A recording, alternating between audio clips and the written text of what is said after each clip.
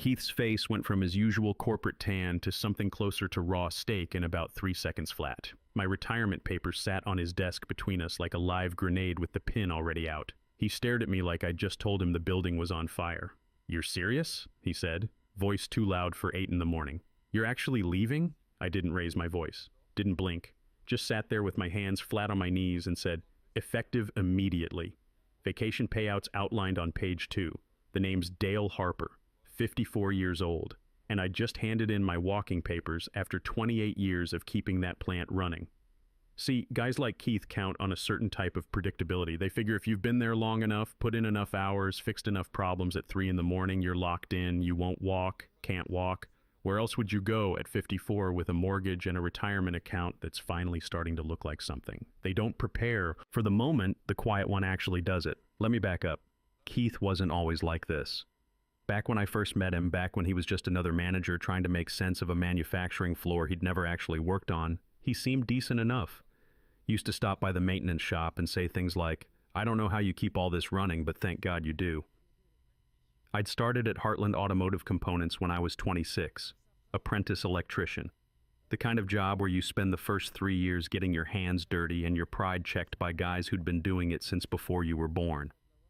I learned every system in that plant, every machine, every quirk in the hydraulic lines, every bearing that ran hot, every circuit that needed babying. By the time I made it to operations director, I wasn't just running the place. I was the place. 2,400 machines, 340 workers, 0 unplanned downtime for 6 years straight. The plant didn't just run because of me, it ran through me, like voltage through copper. Then came 2015. Linda, my wife, got diagnosed with stage 3 breast cancer. March 12th.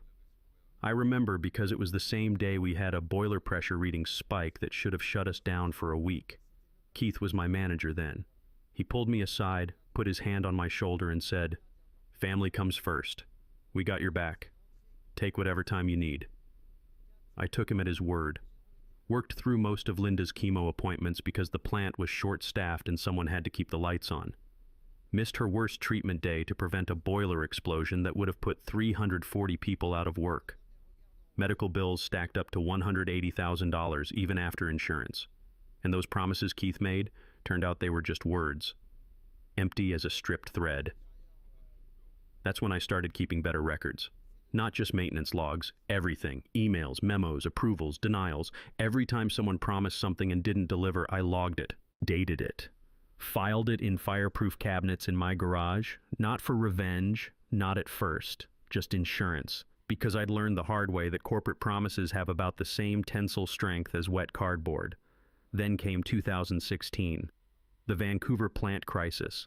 Some contractor ghosted on us 3 days before a major regional rollout. Systems integration was falling apart. Keith called me on a Friday night, voice tight with panic. "I need you to fix this quietly. No drama. Just make it work." I spent my anniversary weekend on it, 10 days straight. Linda understood. She always did. I stabilized the region, got everything running, saved Keith's job and probably a few others. He gave me a retention package afterward. Small bonus, vague promises about future opportunities, and buried on page 3, a clause. Clause 9C.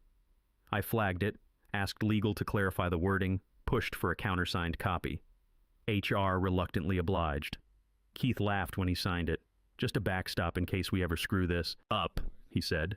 Winked at me like we were in on some private joke. I didn't laugh. I filed it. The clause was simple, clean. In lieu of promotion, employee may elect voluntary departure and receive all compensation as though promoted and involuntarily terminated, including but not limited to full annual bonus acceleration, extension of pension vesting schedule, and continuation of benefits at promoted tier rate for no less than 12 months. October 4th, 2016. Keith's signature, HR countersignature. Legal stamp. Every word still there when I pulled it out 8 years later. Because that's the thing about contracts. They don't forget. They don't care about intentions or circumstances or who plays golf with who. They just sit there, waiting to activate. Fast forward to 2024. The company got bought out by some private equity group. Keith got promoted to VP, brought in a bunch of MBA types who looked at the plant like it was a spreadsheet instead of a living system with 340 people depending on it not breaking down. They handed me the big one. Plant-wide modernization, EPA compliance retrofit, machinery upgrades, the whole package.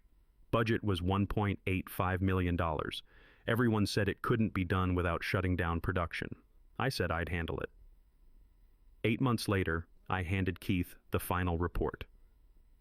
$1.00 million spent, $850,000 under budget, 0 downtime, EPA inspection passed first try. Previous plant in our region had 17 violations. We had 0. Keith's handshake was clammy. Eyes wouldn't meet mine. "You've done more than anyone could have asked," he mumbled. "Promotion's in motion. Just be patient." I nodded. I'd heard that before.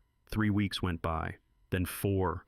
I didn't push, just kept doing my job, kept the machines running, kept the records updated. I didn't hear about the promotion from Keith. Heard it from Jerry Sullivan, third shift supervisor and union steward, on the plant floor one Monday morning at 7:42 a.m. He leaned in close, voice low. "You see the announcement?" "What announcement?" He pulled out his phone, showed me the company-wide email. Timestamp 7:15 a.m. Excited to welcome Brandon Mills as VP of Plant Optimization. Brandon, Keith's college roommate, 35 years old, called himself an efficiency expert. The guys on the floor called him Clipboard Kid because he'd walk through once a month with a tablet, ask questions that showed he didn't understand how anything actually worked, then disappear back to his office. Brandon, who'd once asked me which valve controlled the hydraulic pressure, and I'd had to explain we had 140 different hydraulic systems, and which one did he mean. Brandon, who called pneumatic systems old tech when he couldn't read a schematic if his life depended on it. That Brandon just got the promotion I was promised. I stood there on the floor, phone in my hand, reading the email 3 times. No mention of the modernization project, no acknowledgement of $850,000 in savings. Just Brandon brings fresh perspective to our operational strategy. Fresh perspective. That's what they called it when someone who'd never touched a wrench got to run the place I'd built. Keith stopped by my desk 2 days later. Wednesday, 2:18 p.m., brought coffee in a paper cup, set it down in front of me like an apology he wasn't actually making. "Don't take this personally," he said. Grin didn't reach his eyes. "It's about optics. Brandon's got external experience. Makes the board feel good." I stared at the coffee, didn't touch it. "You're essential," he continued. "No matter the title, promotions don't define impact." That's when I knew for certain he never intended to follow through. The promises were just load-bearing lies meant to keep me in place while he climbed past me. I went home that night and pulled out the retention agreement. Every word still there, clear as the day it was signed. October 4th, 2016. Keith's signature. HR countersignature. Legal stamp. They hadn't just skipped my promotion, they'd activated my parachute. I sat back, cracked my knuckles, started organizing files, but I didn't move yet. I waited. Because guys like Keith, they give you more ammunition if you're patient. Brandon started making changes. First week as VP, he cut the maintenance budget by 40%, called it efficiency optimization, sent out a memo at 9:33 a.m. on his 3rd day. I read it twice, then I filed it. I flagged a bearing replacement 2 weeks later. Critical component on line 7, $28,000 to fix. Submitted the work order with photos of the wear patterns, vibration readings, temperature logs, everything documented. Brandon denied it. His response came back at 4:47 p.m. the same day. Isolated issue. Monitor and reassess next quarter. I printed the email, put it in a folder labeled Safety, Deferred Maintenance. 3 days later, the bearing failed. Thursday morning, 6:23 a.m. I was in my truck halfway to work when my phone rang. Jason Caldwell, production floor manager. "Line 7's down," he said. "Hydraulic line. Burst. We got lucky. Spray missed Rodriguez by maybe 2 feet. I pulled over. Anyone hurt? No, but it's bad. Hydraulic fluid everywhere. Line's shut down completely." I got there at 6:41 a.m. The floor looked like a crime scene. Fluid pooling under the conveyor. Emergency shutdown protocols in effect. Workers standing around, shaken. Rodriguez was sitting on a crate, still in his safety gear, hands trembling slightly. 22 years old. Father of 2. The spray had missed his face by the width of a forearm. I looked at the burst line. Knew exactly what happened. The bearing I'd flagged had seized. Pressure built up. Line couldn't handle it. Basic mechanical failure. The kind that doesn't happen when you replace parts on schedule. Cleanup took 4 hours. Line restart took another 10. Total shutdown, 14 hours. Lost production value, $85,000. Cost to prevent it, $28,000. I documented everything. Photos, timestamps, witness statements, pulled my original work order, pulled Brandon's denial, email, put it all in a file. Then I filed an internal safety report, sent it to Keith, Brandon, and HR at 3:52 p.m. Detailed timeline, clear cause and effect, respectful language, just facts. Keith buried it. No response, no acknowledgement, nothing. That weekend I sat in my garage. 28 years of files and fireproof cabinets along the back wall, maintenance logs, safety reports, email chains, work orders, every promise made, every promise broken. I pulled out the retention agreement again, read clause 9C one more time. Then I opened a new folder on my laptop, labeled it Exit Documentation. The load had finally exceeded capacity. Monday morning, 6:14 a.m., I walked into Keith's office. He was stirring powdered creamer into his coffee like it owed him money. Hadn't even looked up when I came in. I handed him the envelope. Appreciate the years, I said, wishing the company continued success. He squinted at it. What's this? Didn't answer. Just stood there while he opened it and read. Watched his face change. Confusion first. Then something like panic. The dawning realization that he'd miscalculated. You're serious? Too loud. Way too loud for that hour. I nodded. Tied off all loose ends. Project dependencies are mapped. Team handoffs documented. Links in the tracker. He stood up, like that was supposed to intimidate me. Hold on. We haven't even talked about your future here. You're right, I said. We haven't. I turned and walked out. Heard him scrambling behind me. Papers rustling. Drawer slamming. The sound of a man reaching for a phone he never expected to need. I walked past Rachel Monroe from HR. She opened her mouth, then closed it. Smart woman. By my desk, I powered down my laptop, logged out of every system, deleted my local cache, left the company phone in the top drawer. Jason Caldwell came by. You okay? He whispered, like I'd been hit by a truck instead of choosing to get out of its way. I just smiled. They'll figure it out eventually. By 10:15 a.m., I was in my truck. Phone showed 5 missed calls from Keith. Funny how a guy who used to let my emails sit unread for 3 days suddenly couldn't get through a Monday without me. But I wasn't done. Not even close. I pulled into a coffee shop parking lot, opened my laptop, connected to public Wi-Fi, pulled up the OSHA anonymous reporting portal. I'd spent the weekend organizing everything. 12 near-miss incidents documented over the past 8 months. Photos, witness statements, work orders denied, safety protocols ignored, Brandon's budget cut memo, the Line 7 hydraulic failure, Rodriguez's near miss, all time-stamped, all verified. I attached the files, filled out the form, hit submit at 10:47 a.m. Then I drove home. Tuesday morning, 6:14 a.m., Jerry Sullivan sent me a text. OSHA inspector just showed up, unannounced. Keith's losing his mind. I sat on my porch with coffee, watched the sun come up over the lake. Another text at 8:33 a.m. Inspectors going through everything, asked for maintenance logs, asked about Line 7. Brandon can't answer basic questions. I didn't reply, just watched the water. The dominoes were falling exactly as I knew they would. Because here's what Keith never understood. I didn't just run that plant. I was the institutional memory. The guy who knew which bearing on Line 3 ran hot every August, who knew that the hydraulic pressure on Line 7 spiked when the ambient temperature dropped below 45 degrees, who knew that Circuit 12 in Building B needed a manual reset every third Tuesday because of a ground fault we'd never fully fixed. Brandon didn't know any of that, couldn't know it. You don't learn 28 years of plant operations from a tablet and a college degree. Wednesday afternoon, Nicole Graham called, the safety coordinator I'd trained 8 years ago. They're asking about you, she said. OSHA, inspector wants to know who maintained the documentation. I told them you did, for 28 years. How's it looking? She paused. Not good for them. Inspector found 13 violations, some of them serious. Brandon's trying to blame deferred maintenance, but the inspector pulled your work orders, saw every request you made, saw every denial. Keith hasn't left his office in 2 days.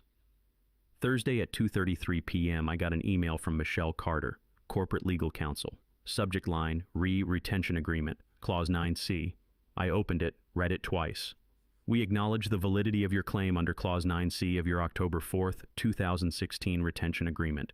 Your eligibility for promotional separation benefits is confirmed. Processing is underway. Detailed breakdown to follow. They didn't try to fight it, didn't try to negotiate. They knew the contract was airtight because they'd written it, signed it, and forgotten about it. The detailed breakdown arrived Friday at 11:18 a.m. Bonus acceleration $180,000. 3 years at senior director rate, paid immediately. Pension buyout enhancement, $215,000. Early retirement multiplier per clause 9C triggers immediate vesting of remaining schedule. Health benefits continuation, $125,000. Pre-Medicare coverage for 24 months at promoted tier rate. Total compensation, $520,000. I sat back, stared at the numbers. 28 years of loyalty. 28 years of 3 a.m. calls and missed anniversaries and fixing other people's mistakes. And in the end, it came down to 3 pages of legal language Keith had signed without reading. That same afternoon, Jerry called. Brandon resigned, he said. Effective immediately. How long was he VP? 3 weeks. Couldn't handle it. Client called yesterday. Ford supplier. Big account. Asked technical questions about the fail-safe systems. Brandon froze. Couldn't explain how anything worked. They threatened to pull the contract. $4.2 million a year, I said. You remember, I built those systems. Jerry laughed. Bitter sound. Yeah, they're figuring that out now. Keith. Board's reviewing his position. OSHA fines came through, 3 beats a $140,000. 13 violations confirmed. Legal's nervous about liability exposure. I thanked him. Hung up, sat there on my porch, coffee getting cold, watching the lake. My phone buzzed. Text from a number I didn't recognize. Dale, this is Scott Palmer from Finance. We're exploring options for short-term consulting to assist with operational continuity. Would you be open to discussing scope and compensation? I read it twice. Then I deleted it. I wasn't going back. Not for any amount of money. Because some things, once you walk away from them, you realize you should have left years ago. I had a different call to make. 2 days later, Nicole Graham called again. Different tone this time. I've got something for you, she said. Remember that Ford supplier audit I was working on? Their plant operations director just reached out. They're looking for a consulting safety director.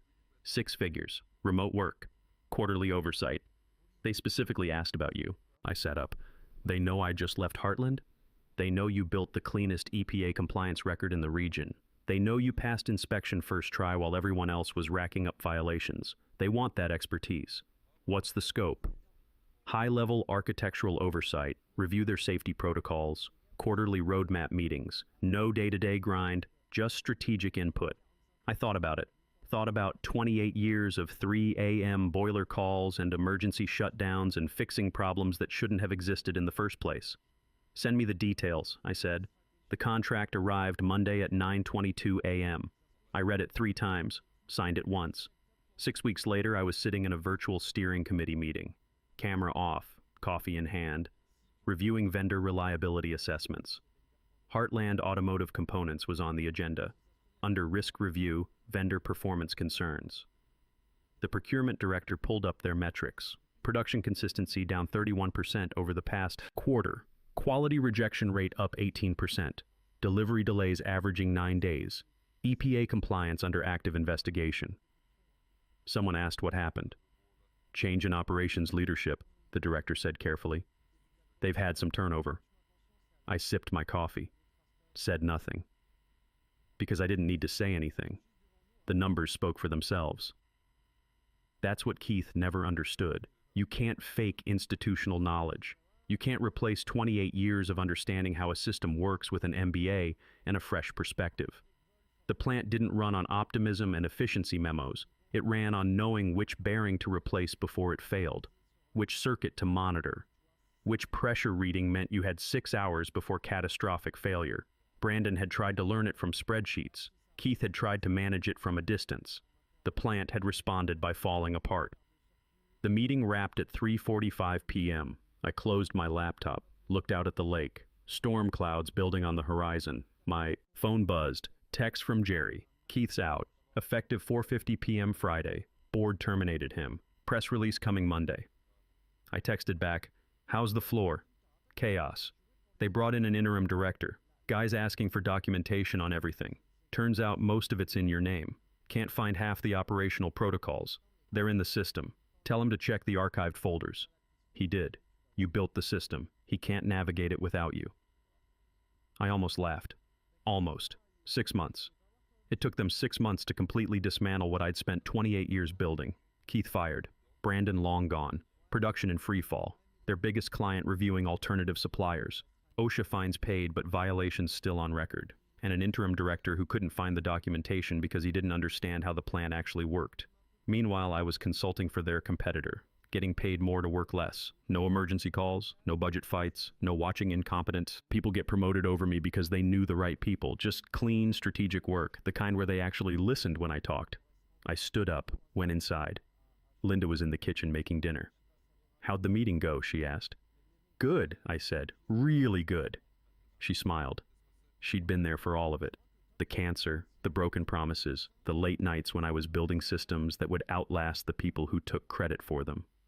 "You look different," she said. "Different how?" "Lighter. Like you're not carrying something anymore." I thought about that. About 28 years of carrying a plant on my shoulders. Of being the guy they called when everything was on fire. Of fixing other people's mistakes and never getting credit. "Yeah," I said. "I guess I'm not." She came over, kissed my cheek. "You ready to finally relax?" I pulled her close, looked out the window at the storm rolling in, thunder in the distance, the kind that builds pressure slowly, then releases all at once. "Yeah," I said, "I think I am." But even as I said it, I knew I'd never fully relax, not completely. Because guys like me, we're wired a certain way. We see the bearing that's about to fail. We hear the pressure building in the system. We know when something's running outside tolerance. The difference now was that it wasn't my problem to fix. I kept the files, though. All 28 years of them. Fireproof cabinets in the garage, maintenance logs, safety reports, email chains, work orders, every timestamp, every denial, every promise made and broken. Because you never know when you might need to show your work. And I'd learned a long time ago that contracts don't forget. Clauses don't care about golf games or boardroom politics or who went to school with who. They just sit there, waiting. And when the moment comes, they activate, execute, deliver exactly what they promised. In this case, exactly $520,000. Plus a consulting gig that paid me what I was worth, plus the satisfaction of watching the system I built prove it couldn't run without me. Keith thought he was playing power games. Thought proximity mattered more than competence. Thought I'd just stay in place like some piece of equipment he could ignore until something broke. He forgot one thing. I read the fine print. Every word, every clause, every signature, and when they broke their promise, I had 28 years of documentation to prove it. That's not revenge. That's just physics. Every system has a load limit. Every structure has a weight it can bear. Push past it and things start to fail. They pushed. The structure failed. And they paid exactly what the contract specified. The storm hit that night. Thunder shaking the windows. Lightning turning the lake silver. I sat on the porch with Linda, watching it roll through. She squeezed my hand. No regrets? I thought about Keith, scrambling to explain to the board why the plant was falling apart. Thought about Brandon, wherever he was, trying to explain on his resume why he only lasted 3 weeks. Thought about the interim director, lost in a system he didn't understand. "No," I said. "No regrets. Because the quiet ones don't make noise, we just keep receipts." They thought 28 years of loyalty meant I'd never leave. What it actually meant was I had 28 years of proof when they broke their word. Turns out the guy who keeps the receipts doesn't need to raise his voice. He just needs to wait for the moment when the people who ignored him need the paperwork only he has.